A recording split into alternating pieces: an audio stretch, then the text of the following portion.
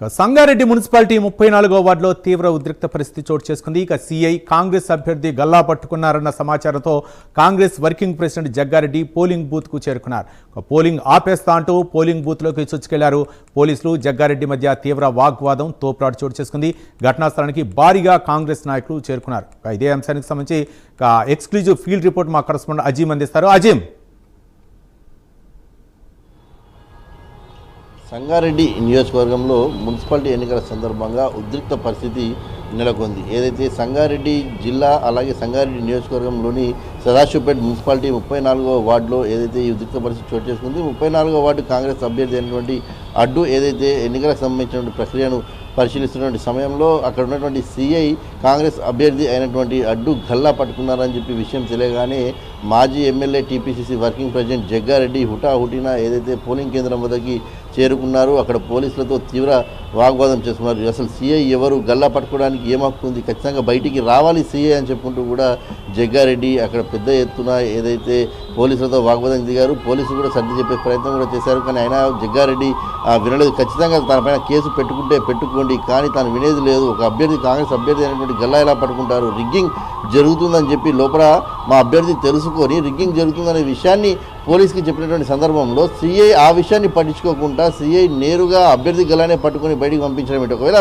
అభ్యర్థి తప్పు చేసి ఉంటే ఖచ్చితంగా బయటికి పంపండి, ఆ రైట్ మీకు ఉంటుంది. కానీ ఎలాంటి తప్పు చేయనటువంటి అభ్యర్థిని, ఏదైతే రిగ్గింగ్ జరుగుతుందో సమాచారం ఇచ్చడానికి వచ్చినటువంటి అభ్యర్థిని గల్లా పట్టుకొని బయటికి పంపించడం ఏ మేరకు సమంజసం? నాకు సీఐ గురించి పూర్తిగా తెలుసు. గతంలో గంజాయి బ్యాచ్కి ఏదైతే అడ్డగా మారారు, టీఆర్ఎస్ పార్టీకి సంబంధించిన వారితో ఉన్నారు. సో పోలీసుల వ్యవహారంపై కూడా చాలా సీరియస్గా జగ్గారెడ్డి రియాక్ట్ అయ్యారు. గతంలో ఏదైతే బీఆర్ఎస్ ప్రభుత్వంలో ఉన్నప్పుడు బీఆర్ఎస్ వారికి ఒత్తాస పడేవారు, కానీ ఇప్పుడు కాంగ్రెస్ ప్రభుత్వం ఉంది, నేను అలా ఉండమని చెప్పలేదు, న్యాయంగా ఉండమని చెప్పాను. సో ఈ నేపథ్యంలో మా అభ్యర్థికి సంబంధించిన గల్లా పట్టుకోవడం ఏంటి? నేను సదాశివపేటలో ఎన్నికలు చాలా ప్రశాంతంగా సైలెన్స్గా జరగాలని చెప్పి కోరుకున్నాను, అందుకే రాలేదు. కానీ ఇలా గల్లా పట్టుకుని రిగ్గింగ్ చేస్తున్న సమాచారం ఇచ్చినప్పుడు కూడా పోలీసులు ఆ విషయం పట్టించుకోకుండా తిరిగి కాంగ్రెస్ పార్టీకి సంబంధించిన అభ్యర్థి గల్లా పట్టుకోవడం సరైనది కాదు, బయటికి రావాల్సిందే, ఆ సీఐ సంగతిలో చూడాల్సిందే అనుకుంటూ కూడా జగ్గారెడ్డి పెద్ద ఎత్తున ఏదైతే అక్కడే నిల్చొని మాట్లాడడం జరిగింది. కాంగ్రెస్ కార్యకర్తలు కూడా పెద్ద ఎత్తున ఏదైతే అక్కడికి చేరుకోవడం జరిగింది. పోలీసు కూడా వచ్చారు, అడిషనల్ ఎస్పీ కూడా రావడం కూడా జరిగింది. అక్కడ సీఐ అందరూ కూడా మాట్లాడే ప్రయత్నం చేశారు, కానీ జగ్గారెడ్డి ఉండదు. అలాగే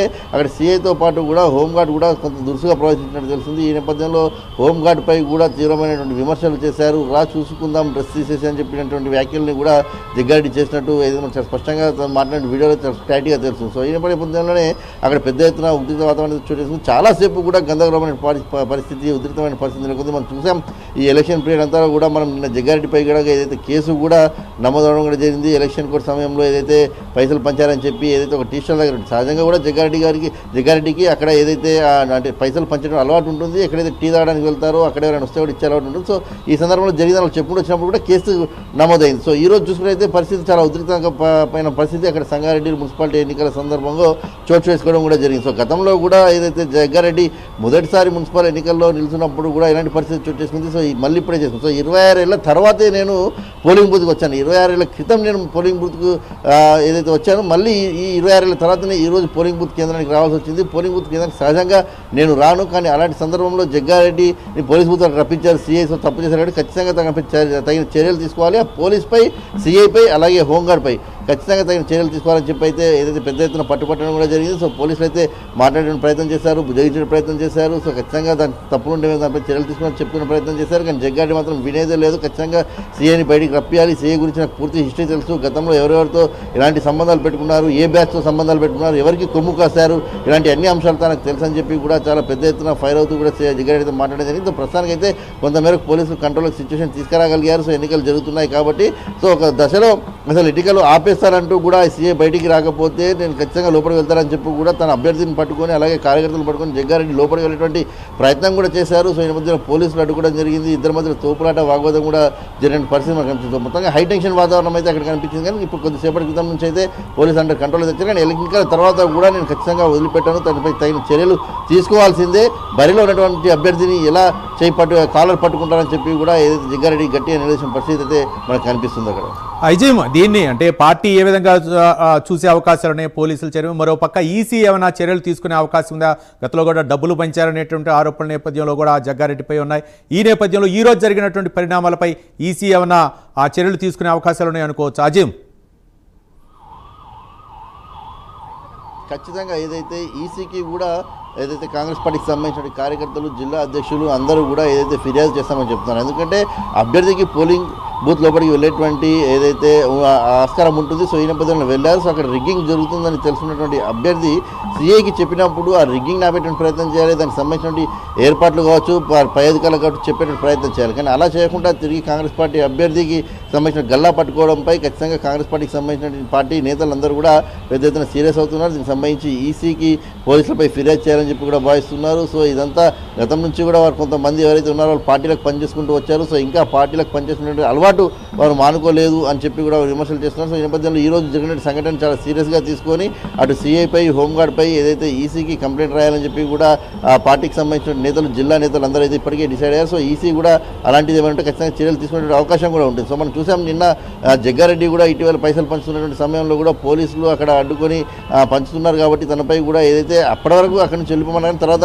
ఏదైతే దీనికి సంబంధించిన ఎన్నికల కోడ్ ఉల్లంఘన కిందకి వస్తుంది కాబట్టి జగ్గారెడ్డిపై కూడా కేసు నమోదు కూడా చేయడం కూడా జరిగింది. సో ఇలాంటి పరిస్థితుల్లో ఉన్నప్పుడు ఈసీకి అధికార పార్టీ పోలీసులు అనేది ఏమి ఉండదు. సో ఖచ్చితంగా ఎవరైతే తప్పు చేసినట్టు వారికి తెలిసినట్టయితే ఖచ్చితంగా వారిపై యాక్షన్ తీసుకునేటువంటి అవకాశం ఉంటుంది. సో కాంగ్రెస్ పార్టీకి సంబంధించిన నేతలు అలాగే ఎలక్షన్ కమిటీ కూడా కాంగ్రెస్ పార్టీకి సంబంధించిన ఎలక్షన్ కమిటీ కూడా ఒక గాంధీ భవన్లో ఉంది. సో వీరందరూ కూడా పార్టీకి సంబంధించి ఖచ్చితంగా ఈ సంగారెడ్డిలో జరిగినటువంటి పరిణామంపై ఏదైతే అభ్యర్థికి పోలీసులు గల్లా పట్టుకోవడం, రిగ్గింగ్ జరుగుతుందంటే కూడా తన పార్టీకి సంబంధించిన అభ్యర్థిపై రివర్స్ కావడం, సో ఈ నేపథ్యంలో ఈసీకి ఖచ్చితంగా వారిపై కంప్లైంట్ ఇచ్చి అక్కడ ఎన్నికలు అసలు ఎలా జరిగాయి అసలు అంటే ఈ నేపథ్యంలో సిఐ ఒకవేళ కాంగ్రెస్ పార్టీ అభ్యర్థి గల్లా పట్టుకున్నారంటే లోపల ఏమైనా తప్పు జరిగిందా ఇలాంటి అనేక కోణాల్లో కూడా ఆలోచించాల్సి ఉంటుంది. కాబట్టి సో ఖచ్చితంగా ఈసీ దీనిపై ఎంత మేరకైనా సరే చర్యలు తీసుకునే అవకాశం ఉంటే ఖచ్చితంగా పరిశీలన అయితే చేసి అక్కడ ఎలాంటి సంఘటన జరిగింది, అసలు ఎందుకు ఇలాంటి వాతావరణం చోటు చేసుకుంది అని తెలుసుకునేటువంటి అవకాశం ఉంటుంది. సో ఆ నేపథ్యంలో అక్కడ ఎలాంటి తప్పైనా జరిగి ఉంటే ఖచ్చితంగా ఈసీ వారిపై కూడా యాక్షన్ తీసుకునే అవకాశం ఉంటుంది. కాంగ్రెస్ పార్టీ నేతలు అయితే కంప్లైంట్ ఇవ్వడానికి సిద్ధంగానే ఉన్నారు. అయితే అజం అంటే ఇక్కడ సీనియర్ నేత, మరోపక్క ఆ కాంగ్రెస్ వర్కింగ్ ప్రెసిడెంట్ జగ్గారెడ్డి మాజీ ఎమ్మెల్యే అక్కడ పట్టున్నటువంటి నేత నేపథ్యంలో పార్టీ, మరోపక్క ప్రతిపక్షాలు అంటే బీఆర్ఎస్ అవ్వచ్చు, బీజేపీ అవ్వచ్చు, ఈ ఘటనపై ఏ విధంగా స్పందిస్తున్నాయి జగ్గారెడ్డి ప్రవర్తనపై?